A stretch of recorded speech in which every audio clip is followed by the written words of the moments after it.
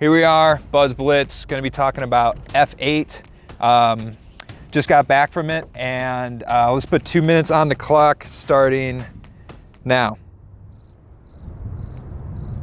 Starting now. Starting now. Okay, so at F8, the biggest take home, besides Mark Zuckerberg having a big Oprah moment with me and everybody else in the crowd saying, you get an Oculus, you get an Oculus, you get an Oculus. Which was dope. Not the biggest take home, even though I could get into VR and how important that's going to be to marketing and not just playing Star Wars, which, by the way, the Star Wars game that they did show does look dope.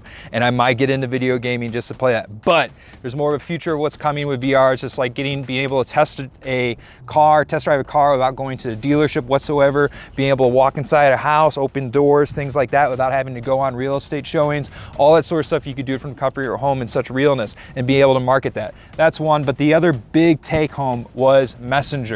They are completely rebuilding Messenger from the ground up. It is being completely encrypted. They're taking privacy very seriously for some reason.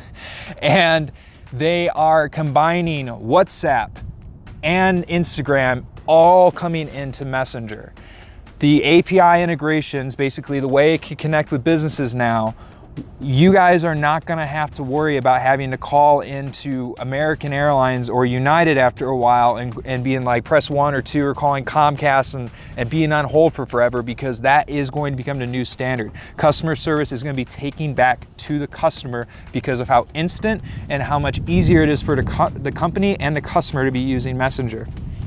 Very excited for this. So now we're looking to basically make sure our clients are set up for that, building bots that link to live people as well, so people get the full experience, knowing when they're talking about and knowing when that went off into a customer, and then being able to take a conversation you have with a company and pick it up where it was left off, because it will always be there within Messenger.